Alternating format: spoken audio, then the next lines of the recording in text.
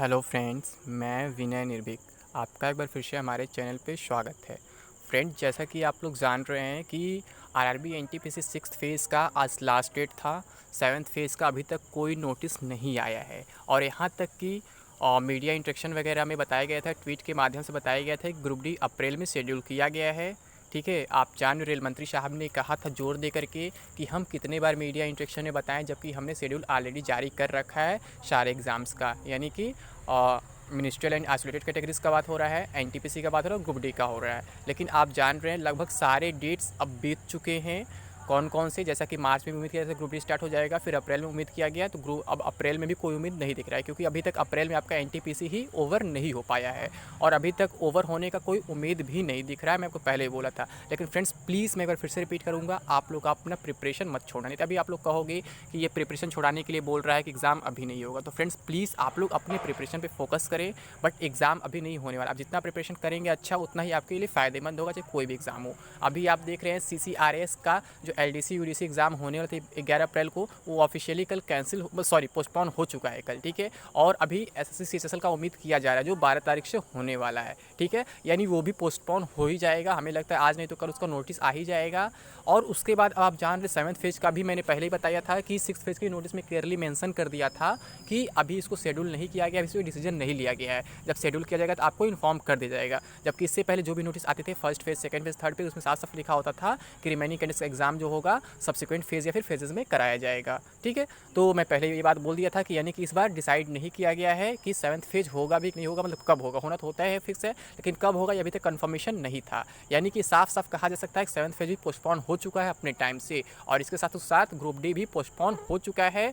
और जब अगर सेवन्थ फेज का पोस्टपोन होगा, लेट होगा, तो ग्रुप डी लेट होगा, तो आपका एनटीपीसी का जो सीबीटी 2 होने वाला, मेंस होने वाला है, उसमें भी देरी होगी, क्योंकि उससे पहले इन्हें रिजल्ट देना है, फिर उससे पहले आंसर की देना है, तो बहुत लंबा टाइम इसमें लगने वाला है फ्रेंड्स। ठीक है, यानी आपको सीबीटी 2 के लिए बहुत ज़्यादा समय मिलने वाला है। आप इजीली प्रिपेयर कर सकते हैं with full confidence, not over confidence. ठीक है, फुल कॉन्फिडेंस और ओवर कॉन्फिडेंस डिफरेंस होता है। फुल कॉन्फिडेंस मतलब कि हम काम तो कर रहे हैं बट छोड़ नहीं रहे हैं। ओवर कॉन्फिडेंस मतलब क्या होता है, हम काम कर चुके हैं, हमारा सब कुछ आता है, तो ऐसा कभी नहीं करना है। ठीक है, तो फ्रेंड्स, मैं एक लेटेस्ट अपडेट देना चाहता हूँ कि चेयरमैन वगैरह ने क्या बोला है इस पर। वैसे तो उन्होंने बोल दिया था कि रेल मिनिस्टर ने कि हमने शेड्यूल दे दिया, बार बार शेड्यूल नहीं दे सकते हैं। उन्होंने जोर देकर ये बात बोला था, क्योंकि मीडिया में कई बार उनसे पूछा गया फिर से कि क्या ग्रुप डी एग्जाम टाइम पे होगा, कब होगा, तो उन्होंने ये बोल दिया हमने शेड्यूल दे दिया है। ठीक है, लेकिन एक नया न्यूज़ आया अभी 2 दिन पहले का है, परसों का। ठीक है, मैं दिखाता हूँ, यहाँ पे देख लीजिए। ये KR चौधरी जी हैं, जो रेलवे भर्ती बोर्ड अजमेर के चेयरमैन हैं, अध्यक्ष हैं। ठीक है, इन्होंने क्या बोला हुआ है कि लिपिक वर्ग की मुख्य लिखित परीक्षा और ग्रुप डी लिखित परीक्षा का कार्यक्रम फिलहाल तय नहीं है।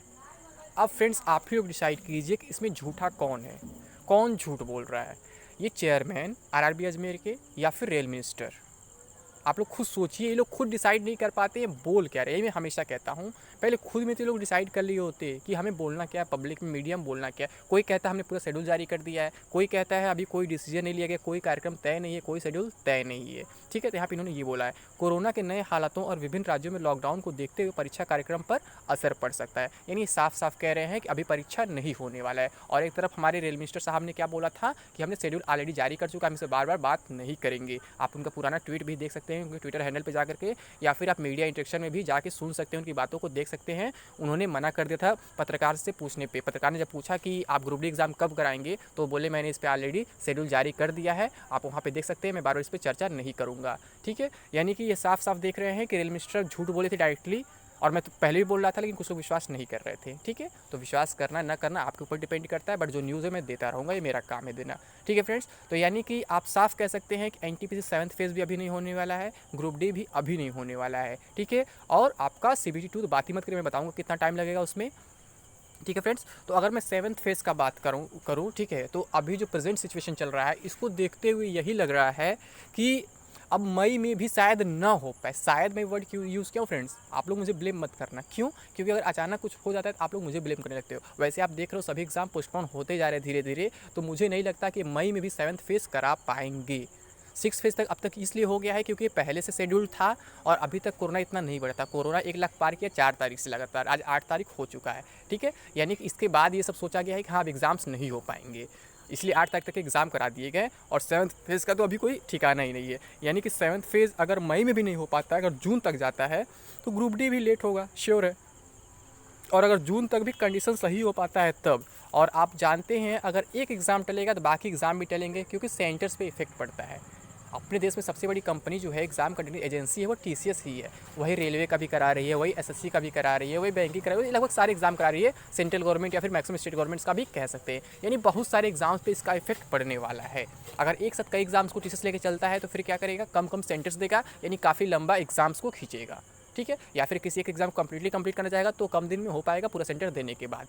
यानी कि इससे साफ कहा जा सकता है कि अगर आपका 7th फेज़ जो है जून के लास्ट में कहीं हो जाता है, अगर कोरोना थोड़ा सा डाउन हो जाता है, एग्ज़ाम्स स्टार्ट हो जाते हैं, तो आपका जो ग्रुप डी है वो जुलाई में स्टार्ट हो सकता है। बट उसमें भी अब पॉसिबिलिटी नहीं दिख रही है। ठीक है, क्योंकि कोरोना भी देख रहे इतना हाईएस्ट लेवल पे, पीक लेवल पे है कि कहा नहीं सकता है कि जून तक ये थोड़ा सा डाउन हो जाए और गवर्नमेंट कुछ काम स्टार्ट कर सके। और सबसे बड़ा रीज़न तो यही है फ्रेंड्स, कोरोना कुछ है ही नहीं। ठीक है, अगर ये देखें तो महज एक पॉलिटिक्स है, बाकी कुछ नहीं है। क्योंकि अगर कोरोना होता तो चुनाव प्रचार नहीं चलते इतने। आप देख रहे हैं देश भर में जहाँ जहाँ जिस स्टेट में चुनाव है वहाँ प्रचार हुए हैं, और यूपी में पंचायत चुनाव स्टार्ट हो गए, वहाँ भी प्रचार प्रसार चल रहे हैं। आप जान रहे होंगे कोरोना किस लिए मतलब दिखाया गया है मीडिया में।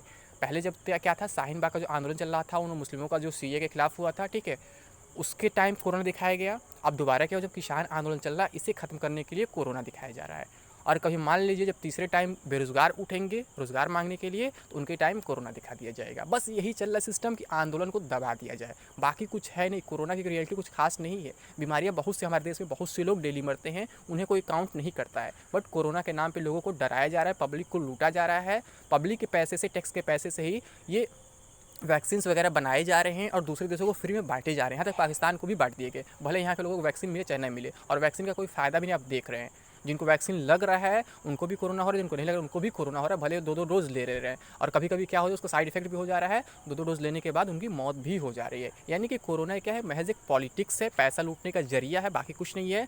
बस देश को शिक्षा से दूर रखने का तरीका है। क्यों?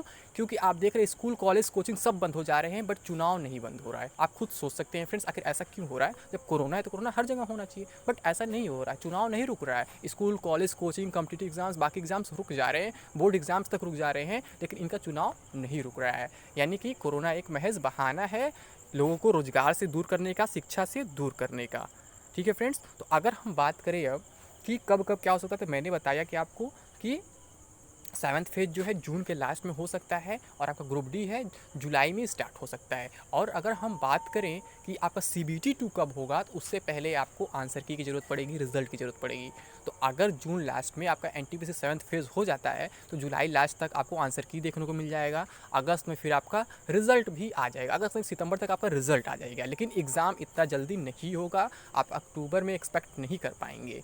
ठीक है, मैंने एक बात बोला था, मैं आपको बता दे रहा हूँ कि मैं बोला जब रिजल्ट आएगा CBT 1 का तुरंत 14 दिन में एग्जाम हो जाएगा, ये सही है। बट मुझे लगता है रिजल्ट भी लोग तत्काल न दे, आंसर की दे करके रोक दे भी पॉसिबिलिटी है। तो इस हिसाब से कहा जा सकता है कि अगर ये मान लीजिए जुलाई और जून के लास्ट में NTPC का 7th फेज़ कराया था CBT 1 का, तो ये आंसर की देने में अगस्त सितंबर तक लगा देंगे। ठीक है, और रिजल्ट रोक देंगे, अक्टूबर, नवंबर, दिसंबर तक भी रोक सकते हैं, क्योंकि रिजल्ट के बाद इन्हें तुरंत एग्जाम कराना होता है। ये एक रेलवे का रूल है, मैं देख रहा हूँ पिछले कुछ सालों से कुछ वैकेंसीज में। तो ये लोग क्या करेंगे, रिजल्ट हो सकता है दिसंबर में देखें, दिसंबर में ही एग्जाम करा दें, रिजल्ट नवंबर में देखें, नवंबर में ही एग्जाम करा दें। बट थोड़ा लंबा गैप होने वाला है CBT 1 और CBT 2 में, क्योंकि आपको मालूम है अपने देश में पंचवर्षीय योजना चलती है किसी भर्ती की योजना हो। ठीक है, तो ये भी पंचवर्षीय योजना में शामिल जरूर होगी। 2019 में नोटिफिकेशन आया था, कंप्लीट होते थे 2024 तो लग ही जाएगा। क्योंकि आप जानते क्या होता है, कुछ बोर्ड में ज्वाइनिंग रोक दिया था किसी कारणवश से, किसी का रोक दिया, किसी कुछ कर दिया जाता है, कुछ का ज्वाइनिंग करा दिया, कुछ का नहीं करा देता है। अभी तक आप जाने 2018 भर्तियाँ पूरी तरह से कंप्लीट नहीं हो पाई हैं, चाहे ALP टेक हो, चाहे ग्रुप डी हो, चाहे RPF से, कोई अभी तक कोई वैकेंसी पूरी तरह से कंप्लीट नहीं हुई है। कहीं का भी बैलेंस पैनल अभी तक नहीं है, फाइनल पैनल नहीं आया किसी बोर्ड का। तो इससे आप खुद अंदाज़ा लगा सकते हैं कि इसमें भी क्या हो सकता है। ठीक है फ्रेंड्स, तो मुझे बस इतना ही अपडेट देना था, यानी कि ये भी सब एग्जाम्स पोस्टपोन हो चुके हैं, कोई भी अपने टाइम पे नहीं हो पाएगा एग्जाम। ठीक है, तो अभी के लिए बस इतना ही। थैंक यू, जय हिंद, जय भारत।